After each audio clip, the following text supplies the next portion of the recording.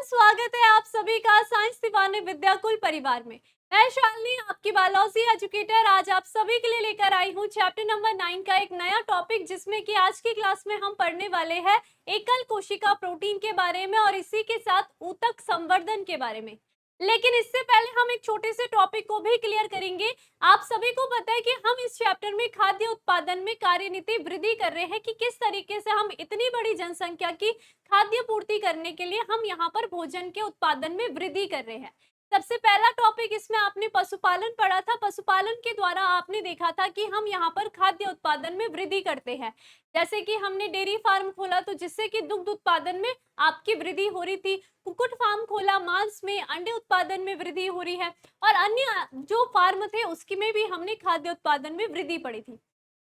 फिर उसके बाद हमने देखा कि जो भी हम पादपों पर निर्भर रहते हैं, हम जो भी हमें पादप से प्राप्त होने वाले खाद्य उत्पादक होते हैं, आखिर उन खाद्य पदार्थों की हम किस प्रकार से उत्पादकता, क्षमता और साथ ही साथ उनकी गुणवत्ता में हम किस तरीके से यहाँ पर क्या कह सकते हैं, हम उनकी क्षमता को बढ़ा सकते हैं।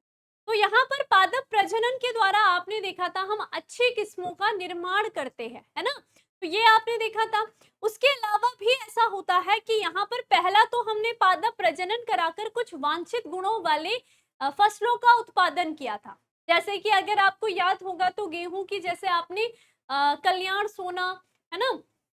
उसके अलावा जैसे धान की बात करें तो जया रत्ना, तो ये आपने क्या करी है, उन्नत किस्मों को आपने बनाया था। इतनी बात क्लियर है। तो ये क्या है, इनकी उत्पादकता क्षमता भी अधिक है और इनके गुण भी बहुत अच्छे थे। ये तो हो गया खाद्य उत्पादन में हमने वृद्धि करी। लेकिन जैसा कि हमें पता है कि यहाँ पर हमें और क्या कर सकते हैं खाद्य उत्पादन को बढ़ाए रखने के लिए, तो इसके अलावा हमने देखा था कि हम यहाँ पर पादप प्रजनन कराते हैं किसी भी पादप की सुरक्षा के लिए। यानी कि आप सभी को पता है बहुत सारे पादप रोग ग्रसित हो जाते हैं, जैसे कि विषाणु के द्वारा, जीवाणु के द्वारा। तो इनके द्वारा यानी कि जो भी सूक्ष्म जीवों के द्वारा जब रोग ग्रसित हो जाएंगे तो फिर उनका यहाँ पर जीवन समाप्त हो जाएगा, वो बीमार हो जाएंगे पेड़ पौधे, है ना। तो अब उनसे बचाने के लिए, सूक्ष्म जीव से बचाने के लिए भी हमने देखा था कि हम पादप प्रजनन को अपना सकते हैं। या फिर हमने अलग अलग विधियां पढ़ी थी, जैसे कि हम उत्परिवर्तन कर सकते हैं किसी भी पादप जाति का उसकी जंगली जाति के साथ, हम यहाँ पर संकरण करा करके उसकी रोग प्रतिरोधक क्षमता को बढ़ा सकते हैं, ताकि वो जीवाणु, विषाणु या कोई भी सूक्ष्म जीव के प्रति एक प्रतिरोधी यहाँ पर उत्पन्न कर सके। तो ये आपको क्लियर था, है ना। तो इसमें भी हमने एक चार्ट बहुत अच्छे से याद कर लिया था। आज भी पहले हम उस टॉपिक को पढ़ने वाले हैं। अब हमें यहाँ पर अपने पादप के रोग प्रतिरोधक क्षमता को बढ़ाना है, लेकिन कैसी किस्म बनानी है, जो कि कीटों के प्रति प्रतिरोधी होगी। यानी कि जो भी कीट उन फसलों को नष्ट करने वाला होगा तो वो उसको नष्ट नहीं कर पाएगा। ऐसी हमें किस्मों का यहाँ पर निर्माण करना है। क्लियर। तो अब हमारा फोकस कहाँ पर होगा, हमें ऐसी किस्मों का निर्माण करना है जो क्या हो, कीटों से यहाँ पर हमारी पादप की रक्षा कर सके। ठीक है। तो हम यहाँ पर क्या कर रहे हैं, पादप की अच्छी किस्म का निर्माण कर रहे हैं, पादप की अच्छी किस्मों का निर्माण कर रहे हैं, अच्छी किस्मों का निर्माण कर रहे हैं। जो कि सबसे पहले हमने देखा इसमें क्या होगा, या तो उसका खाद्य उत्पादन में योगदान रहे, यानी कि खाद्य उत्पादकता दर जो होगी वो कैसी होनी चाहिए, अधिक होनी चाहिए। दूसरा मैंने कहा कि उसकी रोग प्रतिरोधक क्षमता अधिक होनी चाहिए, रोग प्रतिरोधक क्षमता अधिक होनी चाहिए। ये भी आपने पढ़ लिया था, ऐसी किस्म भी हमने बना दी थी। और तीसरा यहाँ पर आपको प्रकार पढ़ना है वो क्या होगा, पीड़क के प्रति प्रतिरोधी बनाना है। ठीक है। किसके प्रति, पीड़क के प्रति रोधक हम यहाँ पर क्या करेंगे, ऐसी किस्मों का निर्माण करेंगे। पीड़क का मतलब क्या है, जैसे कि हम कीट की बात करते हैं, आपके आसपास कुछ ऐसे बहुत सारे कीट होते हैं जो अन्य फसलों को, बहुत सारी फसलों को नुकसान पहुंचाते हैं। तो हम क्या चाहेंगे कि इन कीटों से बचने के लिए हमारे पास जो हमारी फसल है, हमारी जो फसल है वो इन कीटों से बची रहे, इसलिए हमें इनसे कोई ऐसी फसल का निर्माण करना है जिन पर इन कीटों का कोई भी प्रभाव नहीं पड़ता है। तो कीट यानी कि हम पीड़क की बात करते हैं, पेस्ट, जिसे हम पेस्ट भी कहते हैं। ठीक है। कीट का मतलब होता है पेस्ट, यानी कि पेस्ट कंट्रोल। ठीक है। पेस्ट के प्रति हम कैसी किस्में बनाए कि हमारी फसलें नुकसान ना करें। तो यहाँ पर बहुत सारी आपको कुछ कुछ फसलों के नाम पढ़ना है। अब पहले तो ये जो पेस्ट होते हैं ये होते कौन कौन से हैं, ठीक है। तो चलिए बात करते हैं शस्य पादप तथा शस्य उत्पादनों के बड़े पैमाने पर विनाश का अन्य प्रमुख कारण ठीक कीट तथा पीड़कों का ग्रसन है। सोचो कि अगर फसलें कीटों के द्वारा नष्ट हो जाएगी तो यहाँ पर अपने आप ही खाद्य उत्पादकता में कमी आने लग जाएगी। ठीक है, तो किस प्रकार से फिर हम जनसंख्या की खाद्य पूर्ति कर सकते हैं जब कीटों ने सारी फसल नष्ट नष्ट कर ली। तो हमें क्या चाहिए कि हमें अपनी फसलों को ऐसा बनाना है कि वो कीट के प्रति प्रतिरोधी हो, उनका विरोध कर सके, उनसे इतनी आसानी से यहाँ पर नष्ट ना हो सके, ऐसी उनमें कुछ क्षमता विकसित करनी पड़ेगी। क्लियर है, समझ गए। पोषी पादप फसलों में कीट प्रतिरोधकता आकारिकीय, जैव रसायन अथवा शरीर क्रियात्मक अभिलक्षणों का कारण होता है। ठीक, अधिकांश पादपों में रोमिल पत्तियां पीड़कों के प्रति प्रतिरोधकता से संबंध रखती है, जैसे कि कपास में जैसिड तथा गेहूं में धान्य भृंग। तो गेहूं की फसल को नष्ट करने के लिए कौन सा कीट आता है? भृंग, आपने देखा होगा, है ना। उसी तरीके से कपास के लिए जैसिड जो होता है वो इसको नुकसान पहुंचाता है। तो हमें अपनी फसल को किस किस के प्रति प्रतिरोधी बनाना है, कुछ नाम आपको बता देती हूँ। ये देखिए, ये जो हमने कीट बनाए हैं ना, ये फसलों को नुकसान पहुंचाते हैं। ये सबसे पहला आपका जैसिड है। जैसिड क्या कर रहा है? ये कपास को यहाँ पर नुकसान पहुंचा रहा है। ठीक है, इसके अलावा ये जो है ये एफिड होता है। ये क्या है? एफिड है। क्लियर। और ये कौन सा कीट आ गया आपका? ये हो गया आपका फल भेदक। फल भेदक हो गया। तो हमने क्या करना है, हमने अपनी फसलों को यहाँ पर हम क्या कर रहे हैं, अपनी फसलों को पीड़क के प्रति, कीटों के प्रति प्रतिरोधी बना रहे हैं। और वो कीट कौन कौन से? कुछ ये है, जैसिड है, एफिड है, फल भेदन है। ये किसी भी फसल में अगर लग रहे हैं, जैसे कि हमने कहा जो फल भेदन है वो आपने देखा होगा बैगनों में, है ना। बैगन में आप देखते हो तो बैगन की जो फसल होगी उसको नुकसान पहुंचाने का काम किसका है? फल भेदन का। कभी कभी आपने बैगन के अंदर कीड़े भी देखे होंगे, तो वो कीट क्या है? वो इसी के है, किसके? फल भेदक होता है। ठीक है, जो कि उस फल को खाने का काम कर रहा है, बैगन को खाने का काम कर रहा है। उसी तरीके से एफिड भी किसी फसल को नुकसान पहुंचाता है, जैसिड भी। तो ये क्या है, हमें अपनी यहाँ पर हमें अपनी फसल को क्या बनाना है? पीड़क नाशी बनाना है। ठीक है, क्या करना है? पीड़क नाशी बनाना। तो हम यहाँ पर भी पादप प्रजनन का यूज करेंगे। पीड़क नाशी बनाने के लिए हम क्या करेंगे? पादप प्रजनन का प्रयोग करेंगे। यानी कि हम क्या करेंगे, जो भी फसल को ये कीट नुकसान पहुंचाते हैं उनकी हम क्या करेंगे, कुछ उच्च किस्मों का निर्माण करेंगे, ताकि क्या हो सके, ये जो फसल हो सके इन पर कीटों का कोई भी प्रभाव ना पड़ सके। ठीक है, तो इसके लिए देखिए हमने क्या क्या कहा। अब देखिए, गेहूं के विशेष प्रकार के तने की वजह से स्टेम स्पाइलाई उनके पास नहीं आती है, तथा चिकनी पत्तियों वाली तथा नेक्टर विहीन कपास की किस्में बॉल वर्म को अपनी ओर आकर्षित नहीं करती है। तो हम यहाँ पर गेहूं की कुछ ऐसी, हम यहाँ पर ऐसी किस्म को बनाएंगे कि जिससे कि जो भी स्टेम सप्लाई जो कि उनको नुकसान पहुंचाती है वो उनके पास नहीं आएगी, चिकनी सी बना देंगे, ऐसी किस्म बनाते हैं। और अगर हमारे पास कपास है तो उसके नेक्टर को नेक्टर विहीन बना देंगे, ताकि जो उसको नुकसान पहुंचाने वाला बॉल वर्म हो वो उसको नुकसान ना पहुंचा सके। उसी तरीके से मक्के में भी एस्पार्टिक एसिड लघु नाइट्रोजन तथा सरफरा अंश मक्का के तने भेदन के प्रति प्रतिरोधकता उत्पन्न करता है। तो हम यहाँ पर पादप प्रजनन के द्वारा अपनी फसल को क्या कर रहे हैं, रोग प्रतिरोधक, यानी कि रोग प्रतिरोधक नहीं, पीड़क प्रतिरोधक बना रहे हैं। पीड़क प्रतिरोधकता के लिए प्रजनन विधियों का वही क्रम लागू होगा, सेम वही क्रम लागू होता है। क्या माना बात, हमारे पास ये कोई गेहूं का फसल है, ठीक है, ये क्या है, हमारे पास गेहूं का फसल है। तो अब हम यहाँ पर क्या करेंगे, इसका संकरण किसी ऐसी किस्म के साथ करेंगे जो जिसकी रोग प्रतिरोधक क्षमता अधिक होगी, जो जिसकी रोग प्रतिरोधक क्षमता, और कैसी रोग प्रतिरोधक क्षमता? कीट के प्रति जो प्रतिरोधक क्षमता होगी वो कैसी होगी? अधिक होगी। तो इस तरीके से हम इन दोनों का प्रजनन कराएंगे। तो पादप प्रजनन के द्वारा हम एक ऐसी किस्म का निर्माण कर सकते हैं जो पीड़क नाशी होगी। क्लियर? जो संबंधित, जो क्या है, जो अन्य सस्य संबंधित से विशेषज्ञों में पाए जाते हैं, जैसे उत्पादन, ठीक है, गुणवत्ता, ठीक है, जिसका वर्णन हमने ऊपर कर दिया था।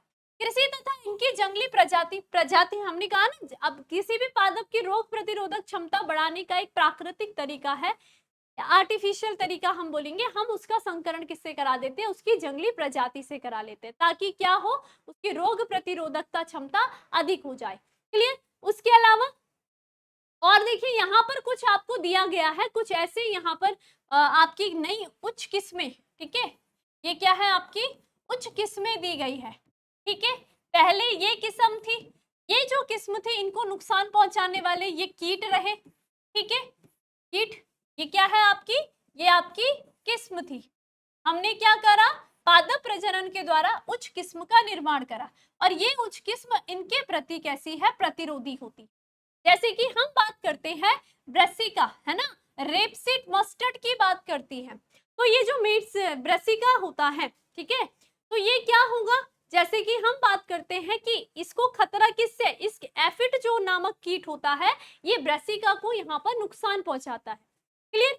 लेकिन अगर हम क्या करेंगे, इस ब्रेसिका की उन्नत किस्म का निर्माण करेंगे जिसका नाम है पूसा गौरव, तो ये पूसा गौरव के ऊपर एफिड का कोई भी प्रभाव नहीं पड़ता है। वो ये ब्रेसिका मस्टर्ड, ये ब्रेसिका की इस वाली किस्म को ये एफिड्स कोई किसी भी प्रकार का नुकसान नहीं पहुंचा सकता है।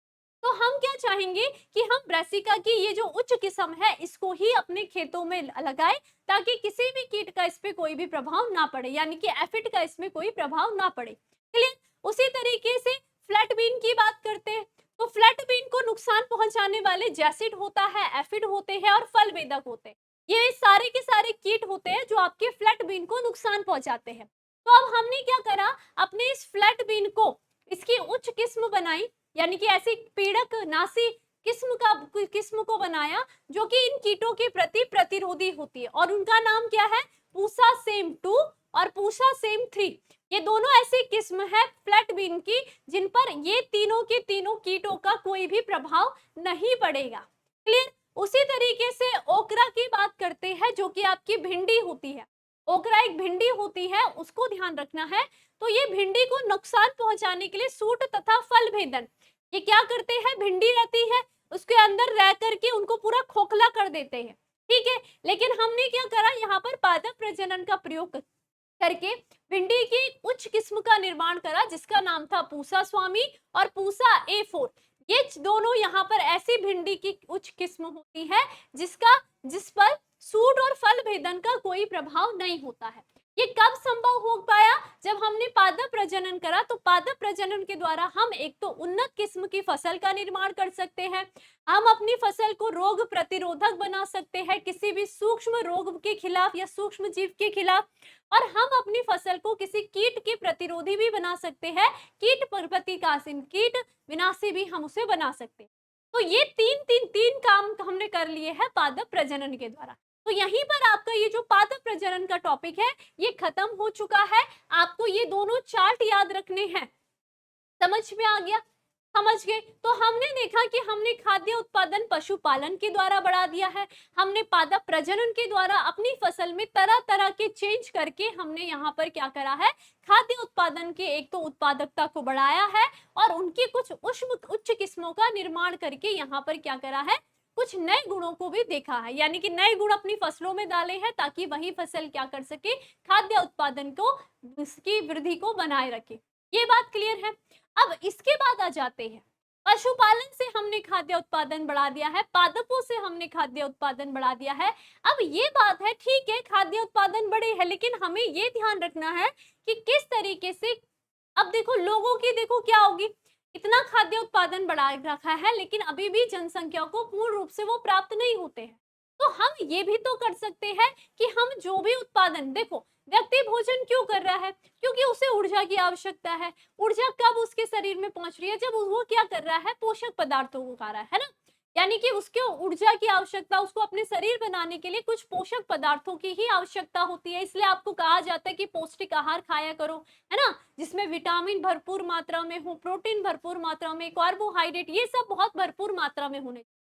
तो हमने खाद्य उत्पादन तो कर लिया, लेकिन हमें ये ध्यान रखना है कि हम क्या करें कि मानववाद, अगर कोई भी व्यक्ति कोई एक खाद्य उत्पादन में मानववाद कोई फसल को खा रहा है, आपने एक एप्पल बनाया है ना, एक एप्पल था आपके पास, एक ए एप्पल है और एक बी एप्पल है। एक ए एप्पल है जिसमें क्या है, कुछ पोषक तत्वों की कम मात्रा है, लेकिन दूसरा एक आर्टिफिशियल तरीके से बनाया गया है जिसमें पोषक पदार्थ की भरपूर मात्रा है। तो व्यक्ति जब एक इस एप्पल को ही खाएगा तो उसके अंदर वो आपूर्ति पूर्ण हो जाएगी, है ना, जब हमने ये वाले को देखा तो इससे तो नहीं हुई, तो हम यहाँ पर क्या करते हैं, हम यहाँ पर उनकी गुणवत्ता को भी बढ़ाते हैं, खाद्य पदार्थों की गुणवत्ता को भी बढ़ाया जाता है। ये ध्यान रखा जाता है कि किस तरीके से हम क्या कर सके, जो हमने अपनी फसलें बोई है या हमने जो भी खाद्य पदार्थ को लगाया है उसकी गुणवत्ता में कैसे वृद्धि की जा सके। तो देखिए, विश्व में लगभग 840 मिलियन से भी अधिक लोगों को उनकी रोजाना की खाद्य तथा पोषण संबंधित आवश्यकताओं की पूर्ति के लिए प्राप्त आहार प्राप्त नहीं होता है ना, प्राप्त संतुलित आहार प्राप्त नहीं होता है। ठीक है, इस संख्या से कहीं अधिक लोग 3 बिलियन सूक्ष्म पोषकों, प्रोटीन और विटामिन और अपर्याप्त अथवा छिपी भूख के शिकार हो जाते हैं।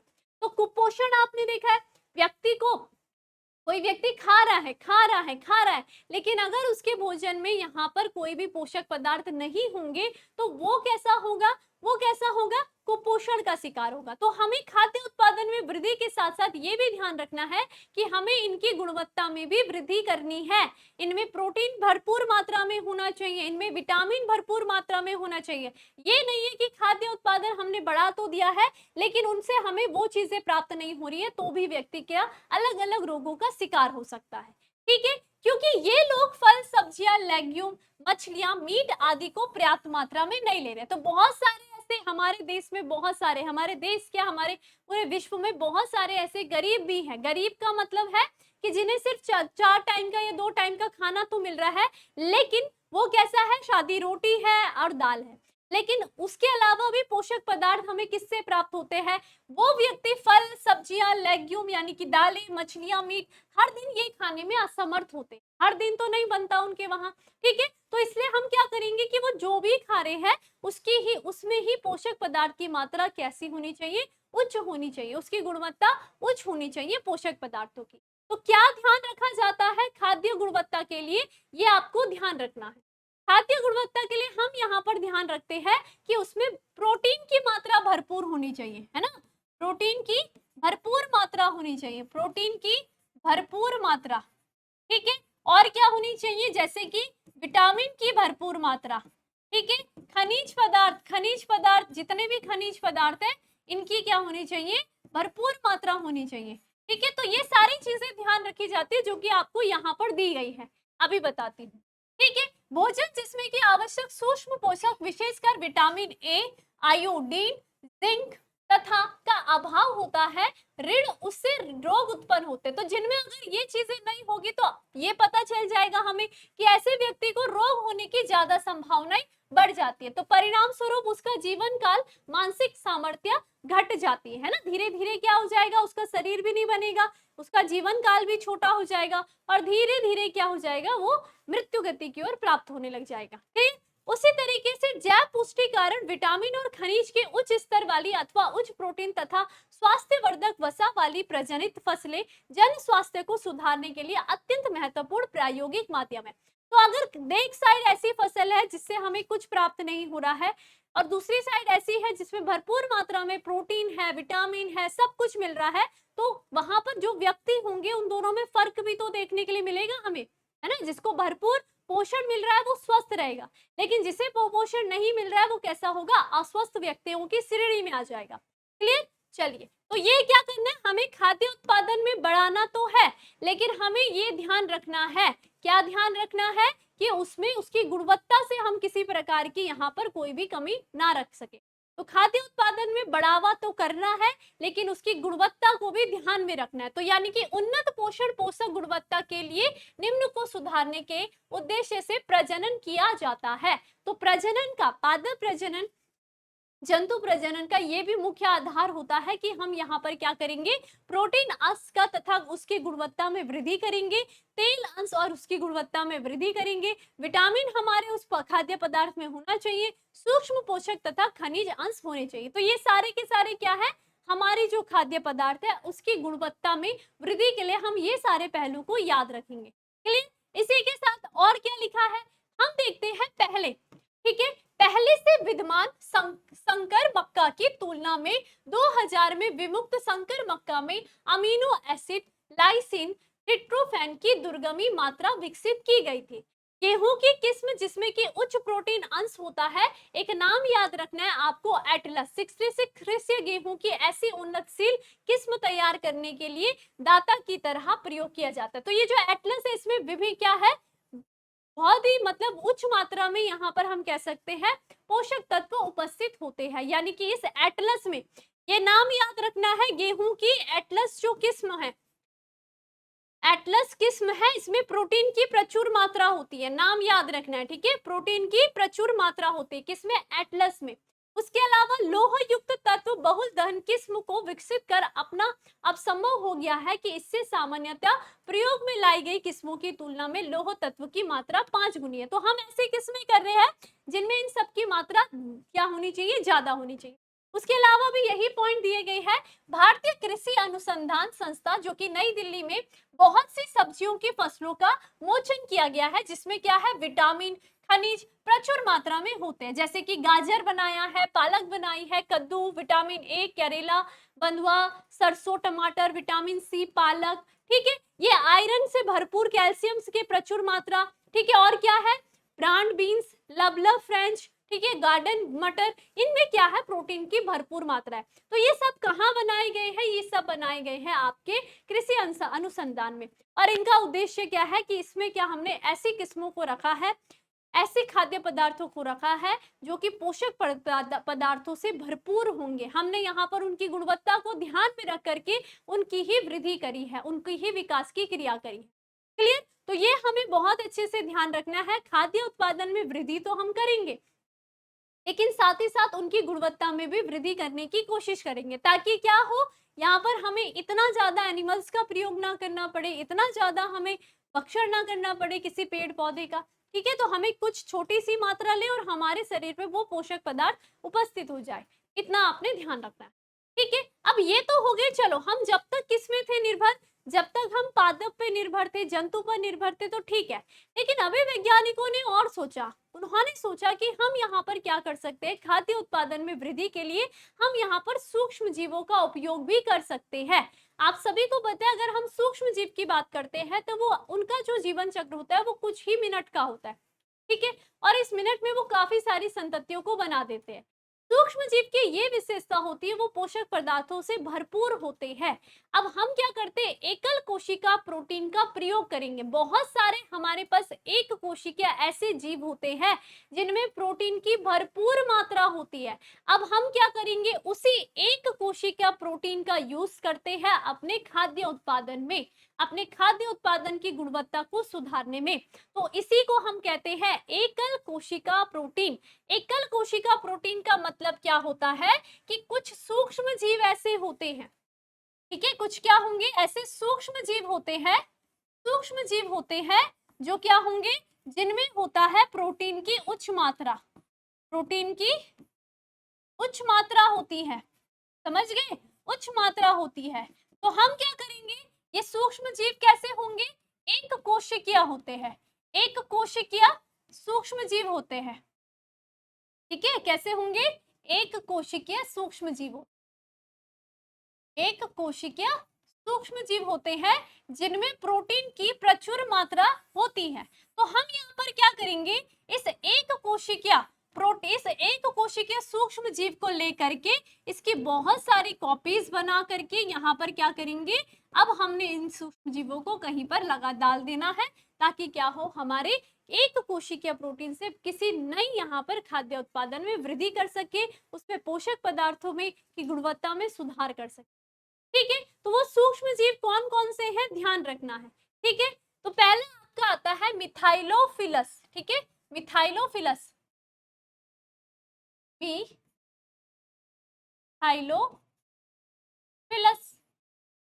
ठीक है। ये आपको डायग्राम दिख रहा होगा, मिथाइलोफिलस, ये ध्यान रखना है, क्लियर। उसके बाद दूसरा आपको ध्यान रखना है, दूसरा आएगा आपका मिथाइलोट्रोपस, जो कि आपको ये दिख रहा है, ठीक है, ये हो जाएगा आपका मिथाइलोट्रोपस, ठीक है, मिथाइलोट्रोपस, इतनी बात क्लियर। उसके बाद तीसरा जो सूक्ष्म जीव, ये ऐसे सूक्ष्म जीव हैं जिनमें क्या है, किसी भी पोषक पदार्थ, प्रोटीन, खनिज, रबड़, इनकी उच्च मात्रा उपस्थित होती है। हम इनकी बहुत सारी कॉपीज का यूज कर सकते हैं अपने किसी भी कार्य के लिए। जैसे कि आपने देखा होगा एक एल्गी होती है ना, कोरेला आपने पढ़ा होगा क्लास 11th में। तो वो कोरेला क्या है, एक एल्गी है।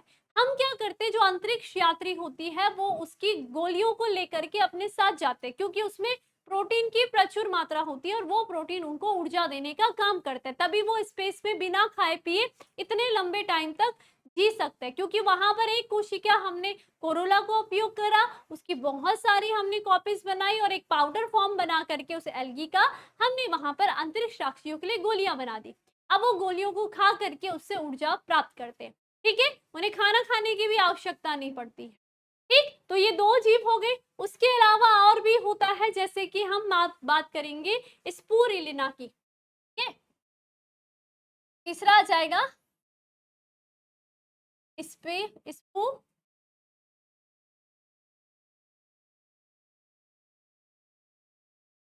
ठीक है, और चौथा हमने क्या कहा, कोरेला आ जाएगा। ठीक है, कोरेला आ जाएगा। ठीक है, जिसे हम क्या कहेंगे, अंतरिक्ष एल्गी या शैवाल भी कहते हैं, अंतरिक्ष शैवाल, है ना, प्रोटीन की गोली बना देते हैं। सी बात क्लियर। तो हमने यहाँ पर क्या करा, एकल कोशिका का प्रोटीन, एकल कोशिका का प्रयोग करके ऐसी कोशिकाएं जिनमें प्रोटीन की प्रचुर मात्रा होती है उनका प्रयोग करके हमने उत्पादकता क्षमता को बढ़ा दिया। तो ये क्या आएगा, एकल कोशिका प्रोटीन कहते हैं। तो चलो थोड़ा सा इसको पढ़ लेते हैं। तो क्या है, धान्यों, दलहनों, सब्जियों, फलों आदि के पारंपरिक कृषि उत्पादन से मनुष्य तथा पशुओं की संख्या जिस दर से बढ़ने से भी धान्यों की मांग बढ़ रही है। यानी कि हमने इतना ज्यादा उत्पादनता कर दी, हमने उत्पादकता बढ़ा दी, हमने फसलों को बढ़ा दिया, उनकी उत्पादकता क्षमता बढ़ा दी है, पशुओं की उत्पादकता क्षमता को बढ़ाने के लिए हमने फार्म वगैरह खोल दिए। लेकिन जनसंख्या इतनी बढ़ गई है कि अभी भी इतना सब उत्पादक क्षमता बढ़ाने के बाद भी, इतनी सारी कार्यविधि करने के बाद भी हमें अभी भी हमारी काफी सारी ऐसी जनसंख्या है जो कि क्या नहीं है, अभी भी भोजन प्राप्त नहीं कर पा रही है। फिर हम अब यहाँ पर क्या करेंगे, हम ये कोशिश करेंगे कि हम क्या करें, एक छोटी सी कोशिका का प्रयोग करें जिसमें प्रचुर मात्रा में खाद्य उत्पादन उपस्थित होंगे। तब जाकर के हम क्या कर सकते हैं, अपनी जनसंख्या की भूख को मिटा सकते हैं। तो यहाँ पर क्या है, क्योंकि पशुओं के फार्मिंग के लिए, अब देखो जैसे कि हम पशुपालन कर रहे हैं या पादप प्रजनन कर रहे हैं, पशुपालन की अगर हम खासकर बात करते हैं तो हमें इसमें खर्चा बहुत बढ़ जाता है। कैसे बढ़ जाता है, आपने पशु रखा, पहले तो आपने एक जगह ढूंढी, उसके बाद उसके रख रखाव के लिए पूरा आवास को आपने उस तरीके का बनाया, उसके बाद आप उसे पाल तो रहे हो, जहां वो आपको एक दिन में 1-1.5 किलो दूध दे रही है, लेकिन बदले में आप उसको खाद्य तो दे रहे हो, खाना तो दे रहे हो, धान वगैरह जो भी आप घास वगैरह डाल रहे हो दे रहे हो ना। तो एक तरीके से जो आपकी पशुपालन में रखी गाय है वो भी किस पे निर्भर है, पादप पर निर्भर है। हमने यहाँ पादप की उत्पादकता क्षमता बढ़ा दी, ठीक है, लेकिन उस पादपता की उत्पादकता का क्षमता का केवल हम अकेले उपयोग थोड़ी भी कर रहे हैं, हमारे साथ जो हमने पशुपालन करके पशु पाला है वो भी तो कर रहा है ना। तो एक तरीके से ये क्या है कि हम यहाँ पर मनुष्य की भूख को क्यों नहीं मिटा पा रहे, क्योंकि हमने पशुपालन तो कर दिया खाद्य उत्पादन को बढ़ाने के लिए, लेकिन पशु को भी तो आवश्यकता है कुछ खाने की। जहां वो 1.5 किलो दूध दे रही है वहीं वो 4 किलो आपका घास खा जा रही है, तो उनको भी तो बैलेंस करना पड़ेगा। तो यहाँ पर भी कहीं ना कहीं हमें इतना ज्यादा हमने उत्पादकता क्षमता को नहीं बढ़ाया है। तो हम अन्य अन्य तरीके ढूंढते हैं, जैसे कि एकल कोशिका प्रोटीन ढूंढ करके हम किसी ऐसे एक कोशिका से ही हम क्या कर सकते हैं, कुछ ऐसे पदार्थ का निर्माण कर सकते हैं जिससे कि हम क्यों भोजन खा रहे हैं, भूख मिटाने के लिए थोड़ी भी खा रहे हैं, हम ऊर्जा के लिए भोजन खाते हैं, है ना। तो ये ध्यान रखना है। तो यहाँ पर देखो जैसे कि क्योंकि पशुओं के फार्मिंग रख रखाव के दौरान 1 किलोग्राम मांस उत्पन्न करने के लिए हमें उससे 3 से 10 किलोग्राम धान्यों की आवश्यकता होती है। बताओ, हम केवल अपना हमने मुर्गा फार्मिंग करी है, हमें उससे 1 किलोग्राम मांस प्राप्त हो रहा है, लेकिन बदले में हम उसको 3 से 10 किलोग्राम क्या खिला रहे हैं, धान्य खिला रहे हैं, दाना दे रहे हैं उसको। ठीक है, तो उसको भी तो आवश्यकता हो गई। ठीक है, 25% से भी अधिक मानव की जनसंख्या भूख और कुपोषण का शिकार है। तो भूख का भी शिकार है और कुपोषण का भी शिकार है। पशु तथा मानव पोषण के लिए प्रोटीन की वैकल्पिक स्रोतों में से एक एकल कोशिका प्रोटीन है। तो यहाँ पर हमने क्या कहा, जो हमारे पशु है, मानव पोषण है, इनको कमी, इनके लिए पोषक पदार्थों की कमी को दूर करने के लिए प्रोटीन एक बहुत ही अच्छा स्रोत है। तो हम इस प्रोटीन को क्या करेंगे, हम यहाँ पर पूरी कोशिश करेंगे कि एक कोशिका के द्वारा ये कैसे हमें प्राप्त हो, जहाँ पर हमारा ज्यादा खर्चा ना हो। यहाँ पर हमें ऐसा नहीं करना पड़ेगा कि हमें एकल कोशिका प्रोटीन का जो भी पादप है या जीव है उसको पालना पड़ रहा है ना। हम क्या करेंगे, उसकी ही कॉपीज बनाएंगे और फिर क्या करेंगे, उसी से हम जो भी हमें गोलियां वगैरह जो भी बनानी होगी बना देंगे। ठीक है, तो यहाँ पर हमारा कोई खर्चा नहीं आ रहा है, समझ गए। तो देखिए, सूक्ष्म जीवों का प्रोटीन के अच्छे स्रोतों के रूप में बड़े पैमाने पर उत्पादन किया जाता है। ठीक है, बड़े पैमाने पर किया हमने उत्पादन। ठीक है, वास्तव में अधिकांश लोगों द्वारा मशरूम भोजन के रूप में खाए जाने लगे हैं, अतः बड़े पैमाने पर मशरूम संवर्धन एक प्रकार से बढ़ता हुआ उद्योग है, जिससे कि अब विश्वास सा होने लगा है कि सूक्ष्म जीव भी आहार के रूप में स्वीकार हो गए हैं। तो हमने क्या करा, पशुपालन से खाद्य उत्पादन में वृद्धि करी, उसके बाद हमने पादप प्रजनन के द्वारा खाद्य उत्पादन में वृद्धि करी, गुणवत्ता में सुधार करा, और तीसरा हमने एकल कोशिका प्रोटीन यानी कि सूक्ष्म जीव जिनके ऊपर भर भर के प्रोटीन की अत्यधिक मात्रा होती है, उनका उपयोग करके हमने खाद्य उत्पादन में वृद्धि कर ली। तो समझ में आ गया, पशुपालन हो गया है, पादप प्रजनन हो गया है, और एकल कोशिका प्रोटीन के द्वारा भी हमने खाद्य उत्पादन में वृद्धि करी है। क्लियर हो गई है। उसी में से आपको कुछ एग्जाम्पल भी दे दिए थे। क्लियर, ठीक। चलिए, अब लास्ट आ जाता है ऊतक संवर्धन के बारे में। तो ऊतक संवर्धन के बारे में थोड़ा सा देख लेते हैं, क्या होता है ऊतक संवर्धन। अब हम यहाँ पर टिश्यू कल्चर के द्वारा किस तरीके से पादप खाद्य उत्पादन में वृद्धि करते हैं, इसके बारे में थोड़ा सा पढ़ लेते हैं। तो सबसे पहले देखो, समझो यहाँ पर कुछ टर्मिनोल, यहाँ पर क्या है, कुछ आपको यहाँ पर कुछ छोटे छोटे शब्द है, उनको थोड़ा सा अच्छे से याद रखना है। ठीक है, ऊतक संवर्धन, ठीक है, जिसे आप क्या करते हो, ये मोस्ट इंपॉर्टेंट आपके बोर्ड एग्जाम की दृष्टि से, टिश्यू कल्चर, बहुत क्वेश्चन बनते हैं इनमें, एकल कोशिका प्रोटीन और आपका ये ऊतक संवर्धन के उससे। ठीक है, पहले मैं बता देती हूँ ऊतक संवर्धन में होता क्या है। देखो, देखिए क्या होता है, हमारे पास एक पादप था, ठीक है, ये एक पादप है। क्लियर, हम किस तरीके से ऊतक संवर्धन करते हैं, ये एक पादप है, पूर्ण पादप है, हमने क्या करा, इसका ये एक पत्ता तोड़ दिया, ठीक है, ये पत्ता लिया, ठीक है, ये पत्ता लिया, ये रहा पत्ता, ठीक है, इस पत्ते को लेकर के गए कहा, अपनी लैब में। ये क्या करा हमने, इसको अपने लैब में ले गए और लैब में हमने इसको, इस पत्ते को रख दिया, ठीक है, इस पत्ते को रख दिया। क्लियर हो गई बात। इस पत्ते को रखने के बाद हमने देखा कि यहाँ पर हमने इसको क्या दिया, पोषण माध्यम दिया, पोषण माध्यम दिया। पोषण माध्यम में यानी कि इसमें हमने क्या करा, ये जो जल था इसके अंदर पादप के साथ साथ हमने इस पत्ते को हमने पोषण माध्यम प्रदान कराया। पोषण यानी कि हमने इसमें कुछ पोषक पदार्थ डाले, है ना, पोषक पदार्थ डाले, जैसे कि आपके कुछ खनिज पदार्थ डाले, ठीक है, हमने कुछ विटामिन वगैरह ये सब हमने इसमें डाल दिया, पोषक माध्यम दे दिया। जो भी आपके मिट्टी में पौधे की आवश्यकता होती है उसको उगाने के लिए जो जो खनिज लवणों की आवश्यकता होती है वो सब हमने इस बॉक्स में दे दिया। कुछ टाइम बाद हम क्या देखते हैं कि यहाँ पर ये जो पत्ती होती है ये क्या करेगी, अपने आप इस डब्बे में इस तरीके से वृद्धि करने लग जाती है, यानी कि ये कोशिकाएं क्या करेगी, इन्हें पोषण माध्यम मिला तो ये इनकी कोशिकाएं क्या करने लग गई है, वृद्धि करने लग गई है, ठीक है, इस तरीके से करने लगी है। ठीक, ये जो संरचना होती है इसको हम कहते हैं कैलस, से हम क्या कहेंगे, कैलस कहते। अब हम क्या करते हैं, इस कैलस को हम एक दूसरा यहाँ पर बॉक्स लेते हैं, ठीक है, हमने क्या करा, एक बॉक्स ले लिया और इन कैलस के टुकड़ों को काटा, ठीक है, इनको तोड़ा और एक एक जगह पर थोड़ा थोड़ा यहाँ पर इस तरीके से रख दिया बॉक्स में, ठीक है, इस तरीके से एक जगह पर इन कैलस के टुकड़ों को इस तरीके से रख दिया कैलस के टुकड़े। और उसके बाद हमने यहाँ पर क्या करा, यहाँ पर हमने कुछ पादप हार्मोन्स को प्रवेश कराया, पादप हार्मोन्स को प्रवेश कराया, ठीक है, किसमें, इसमें कुछ पादप हार्मोन्स को प्रवेश कराया, जैसे कि एक आप याद रखो ऑक्सिन को ऑक्सिन वो पादप हार्मोन्स होता है जो कि क्या करता है, जड़ का निर्माण करता है किसी भी पादप पे। और दूसरा हमने रखा था साइटोकाइनिन।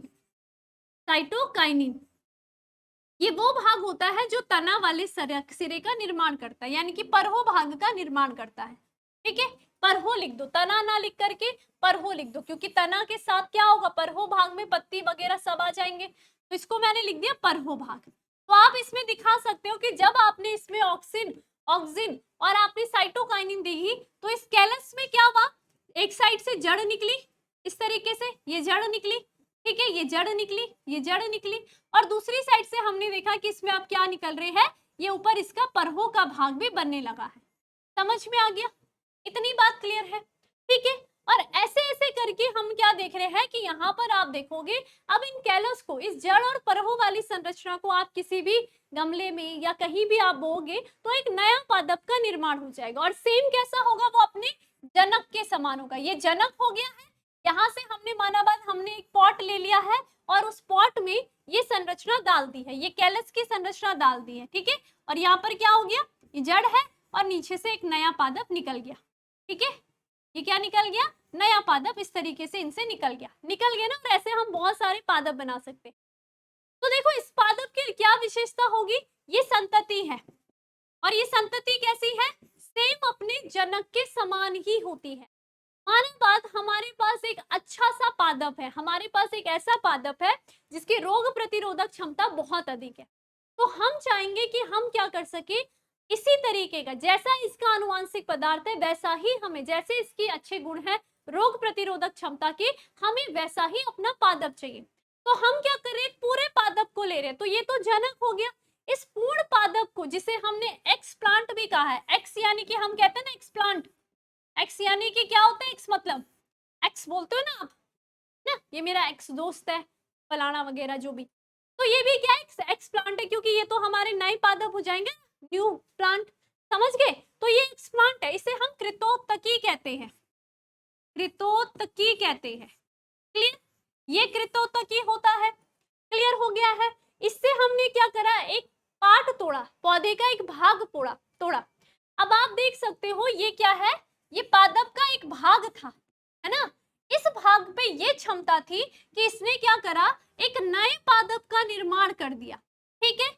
तो किसी भी पादप का या किसी भी कृतोत्तक का वह भाग जिसमें ये क्षमता होती है कि वो एक पूर्ण पादप का निर्माण कर सकता है, उसकी इस क्षमता को हम पूर्ण शक्यता कहते हैं, ठीक है। तो ये यहाँ से एक नया पादप का जो निर्माण हुआ, यहाँ से लेकर के एक नया पादप का जो निर्माण की क्रिया होती है, उसे हम क्या कहते हैं, पूर्ण शक्तता कहते हैं, पूर्ण शक्तता कहते हैं। इसी को हम टोटीपोटेंसी भी कहते हैं, क्या कहते हैं, टोटीपोटेंसी भी कहते हैं। मोस्ट इंपॉर्टेंट क्वेश्चन आपके बोर्ड एग्जाम में, तो आप लिखोगे कि कृतोत्तक पादप का वह भाग जिसमें ये क्षमता होती है कि वो एक पूर्ण पादप का निर्माण कर सकता है, उस क्षमता के, उसके ये गुण को हम क्या कहेंगे, पूर्ण शक्तता कहते हैं।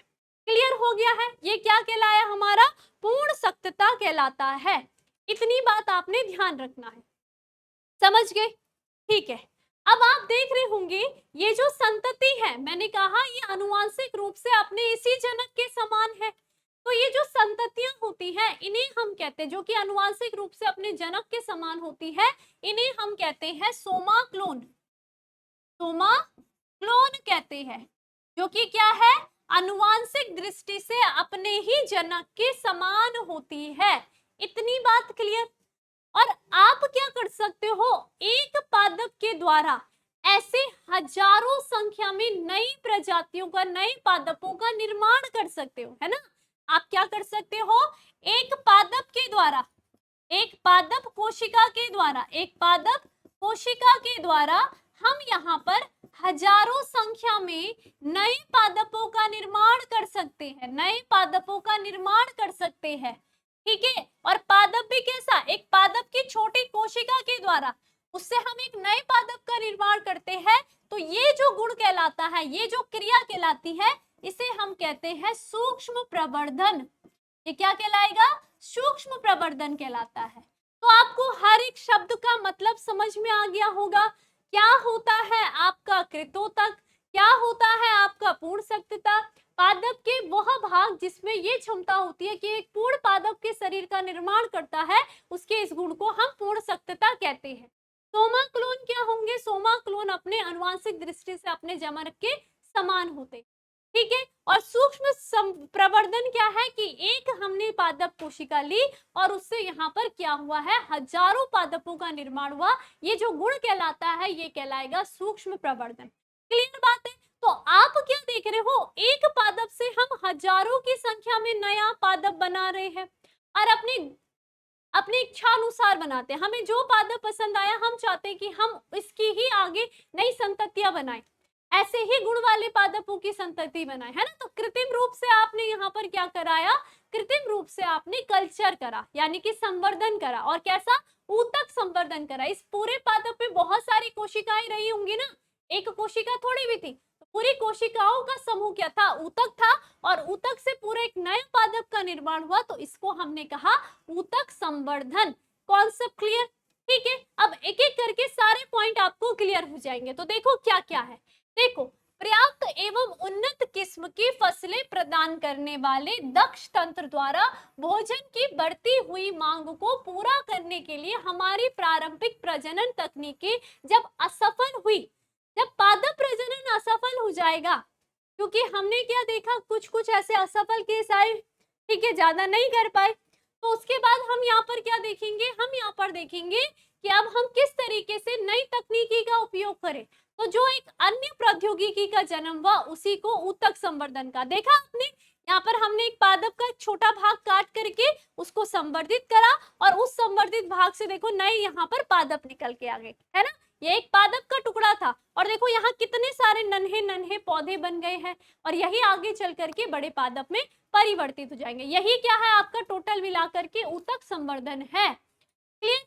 अब देखो, अब ये जो प्रौद्योगिकी थी कब आई थी, 1950 के दौरान वैज्ञानिकों ने जान लिया था कि एक पूर्ण पादप कृतोतकी से, है ना, वो एक्सप्लांट से पुनर्जनित किया जा सकता है। यानी कि एक एक्सप्लांट को, कृतोतकी प्लांट को हम पुनः रूप से जन्मा सकते हैं, उसका जन्म दोबारा रूप से कर सकते हैं। कैसे, जैसे पादप का कोई भाग ले लीजिए, उसे विशिष्ट पोषक मीडियम में, है ना, पोषक मीडियम तथा कैसा, रोगाणु रहित स्थिति में एक टेस्ट ट्यूब में उगा लेते हैं। किसी कोशिका कृतोतकी से, देखो, किसी कोशिका कृतोतकी से पूर्ण पादप में जनित होने की जो क्षमता होती है उसी को हमने पूर्ण सक्तता कहा है, टोटिपोटेंसी कहा है।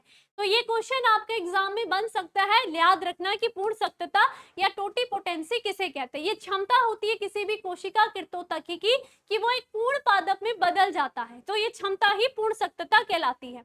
उसके बाद देखो, इस बात पर यहाँ बल देने की आवश्यकता है कि पोषण माध्यम में कार्बन स्रोत जैसे कि सुक्रोज, अकार्बनिक लवण, विटामिन, अमीनो अम्ल, वृद्धि नियंत्रक जैसे कि ऑक्सिन, साइटोकाइनिन आदि करते हैं। ठीक है, तो हमने पोषण माध्यम में सब चीज का ध्यान रखना है। जैसे हमारी मृदा में जो पादप होता है हम उसका ध्यान रखते हैं कि उसकी मृदा में सब चीज के खनिज पोषण होने चाहिए। उसी तरीके से हम जो ये टिश्यू कल्चर कर रहे हैं, अपना जो वो कृतोतकी का जो कोशिका का छोटा सा भाग होता है उसको भी हमें उसी पोषण माध्यम में उगाना होता है। ठीक है, इन विधियों के प्रयोग द्वारा अत्यंत ही अल्प अवधि में, बहुत ही कम समय में हम हजारों पादपों का प्रवर्धन संभव हो सकता है। तो ऊतक संवर्धन द्वारा हजारों की संख्या में पादपों को उत्पन्न करने की विधि क्या है, सूक्ष्म प्रवर्धन कहलाती है। तो ये शब्द भी आपको समझ में आ गया है, क्लियर। उसके बाद देखते हैं, इसमें प्रत्येक पादप आनुवांशिक रूप से मूल पादप के ही समान होता है। मैंने क्या कहा कि आनुवांशिक रूप से वो अपने जनक के समान होता है, जहां से वह पैदा होता है। ये क्या कहलाते हैं, सोमाक्लोन कहलाते हैं। तो वो संतति क्या है, सोमाक्लोन है, जो अपने जनक के समान होती है। अधिकांश महत्वपूर्ण खाद्य पदार्थ, जैसे कि हमने टमाटर को ऐसे ऊतक संवर्धन के द्वारा बोया है, केला बोया है, हमने सेब निकाल बनाया है, आदि का बड़े पैमाने पर उत्पादन हम इसी विधि के द्वारा करते हैं। ठीक है, तो आप भी कभी कभी देखोगे, जब आप ऊतक कल्चर वाली कभी लैब वगैरह में जाओगे तो वहां देखोगे ऐसे बॉक्स बने होते, ठीक है, ऐसे डब्बे रहते, छोटे छोटे डब्बे, और उसमें आप देखोगे कई सारे आपको पादप देखने के लिए मिलते हैं। इस तरीके से उनको ऊतक संवर्धन के द्वारा बनाया रहता है। ठीक है, ऐसे ऊतक संवर्धन के द्वारा उनको बनाया रहता, तो ये क्या है, उनमें पादप रहते हैं इस तरीके से। क्लियर? तो ये आपने ध्यान रखना है। ठीक, अब आ जाते हैं दूसरा। अब यहाँ पर क्या आता है, कभी कभी क्या हो जाता है, हमारे कुछ ऐसे पादप भी होते हैं। ठीक है, अब दूसरा आ जाता है, हम यहाँ पर याद रखेंगे क्या, हम यहाँ पर विभजोतक, ठीक है, विभजोतक हम कह सकते हैं, विभजोतक संक्रमण क्या होता है, या हम कहेंगे मेरिस्टम क्या होता है। ठीक है, ठीक, देखो क्या होते हैं, बहुत सारे ऐसे पादप होते हैं जो कि जीवाणु या विषाणु से ग्रसित हो जाते हैं।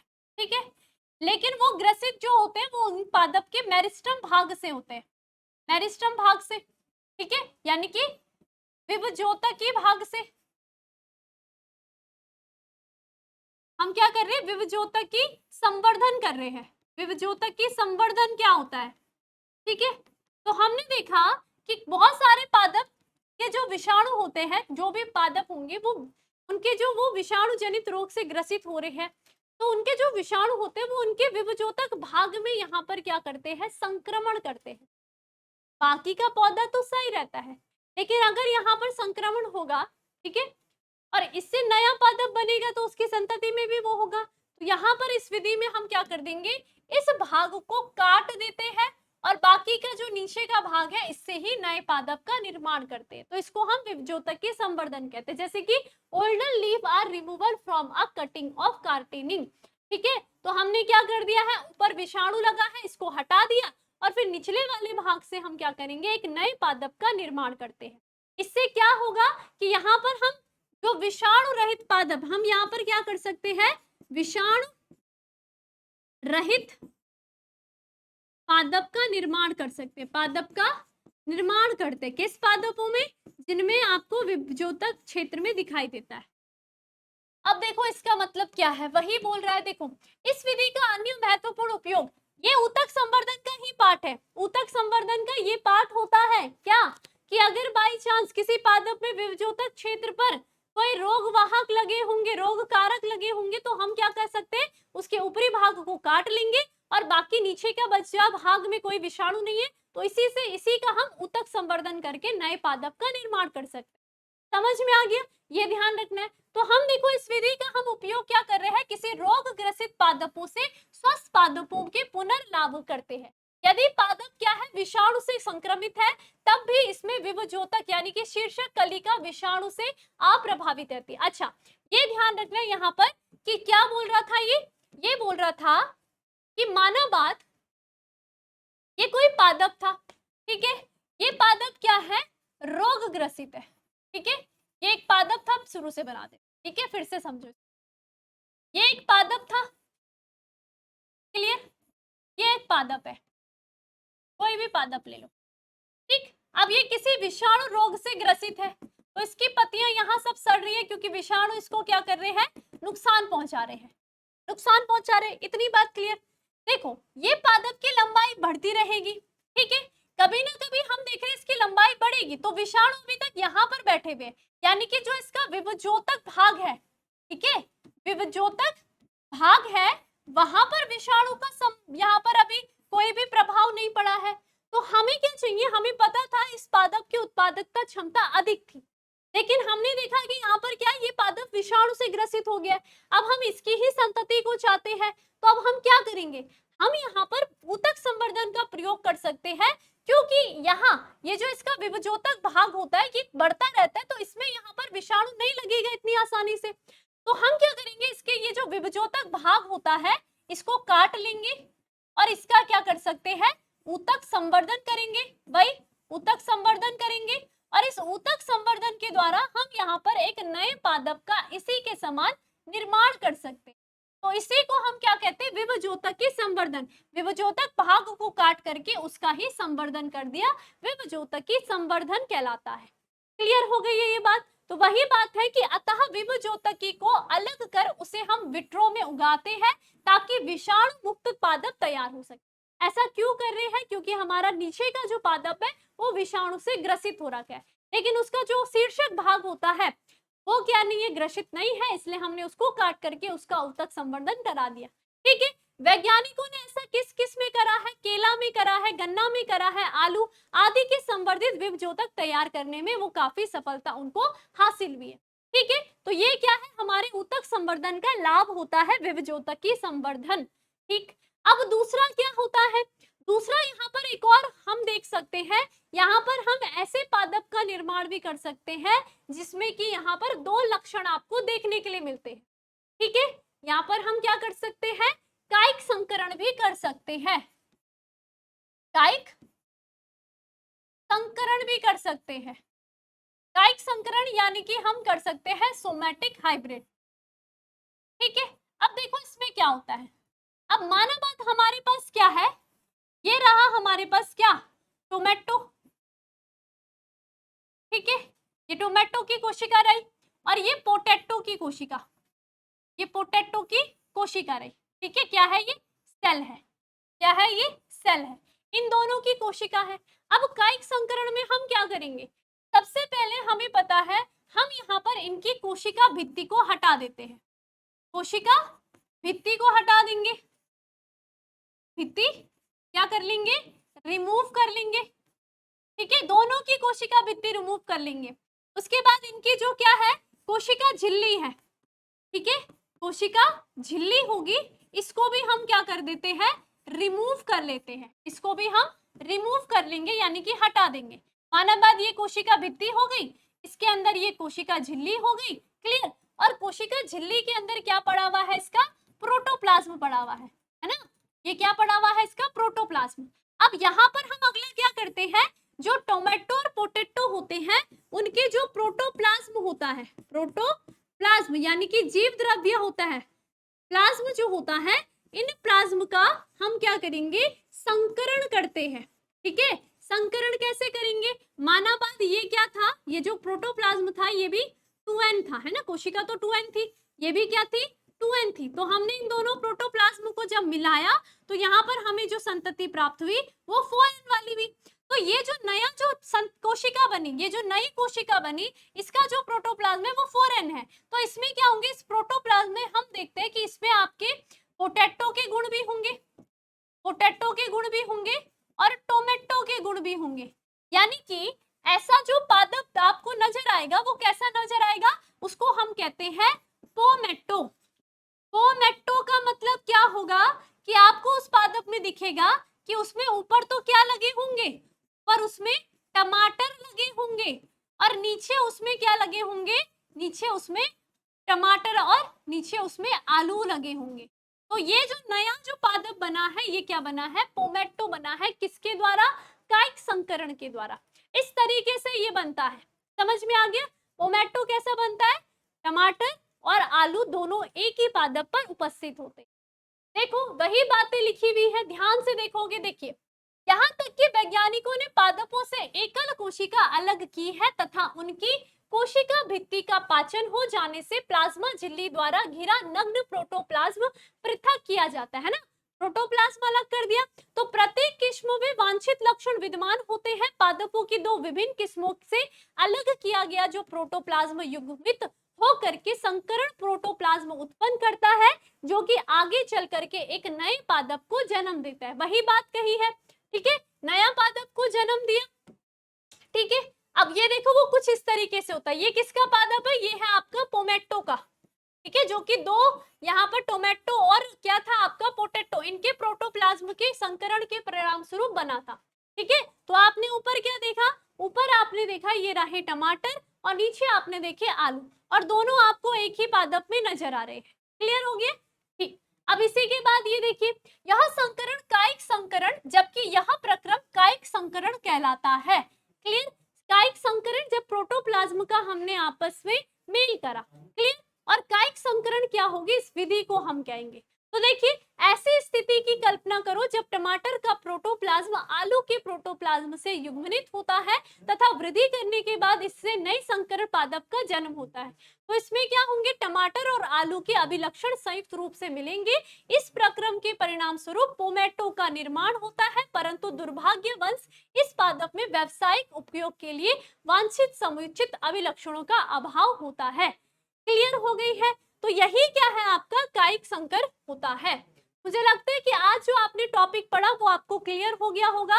आपने देखा हमने खाद्य उत्पादन वृद्धि में हमने बहुत सारी तकनीकों को अपनाया।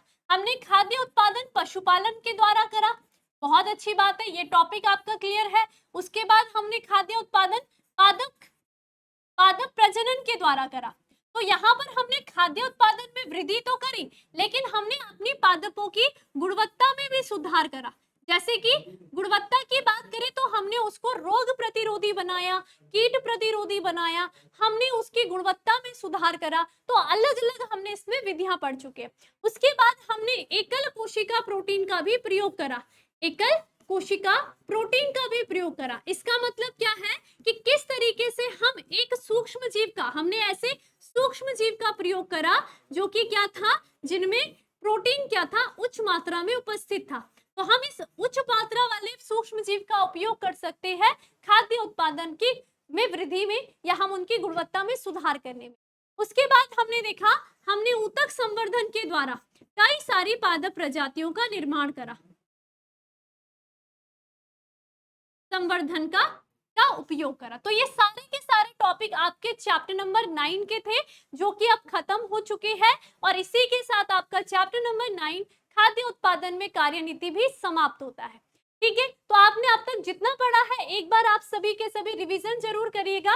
क्लास का जो भी पीडीएफ नोट्स आपको मिलेगा वो हमारे साइंस दीवाने विद्याकुल टेलीग्राम ग्रुप में मिलेगा, तो टेलीग्राम ग्रुप को आप ज्वाइन जरूर कीजिएगा। साथ ही साथ आपको हेल्पलाइन नंबर दिया जाता है, तो आप इस पर कॉल कर सकते हो अगर आपको कोई भी परेशानी हो। साथ ही साथ यहाँ पर इस हेल्पलाइन नंबर में अगर आप मैसेज करते हो तो आपको ये वाले ग्रुप में डाल दिया जाएगा। ठीक है, अगर ग्रुप नहीं मिल रहा है पहले तो आपको ढूंढना है ग्रुप को। ठीक है, यहाँ पर सारे पीडीएफ नोट्स आपको मिल जाएंगे।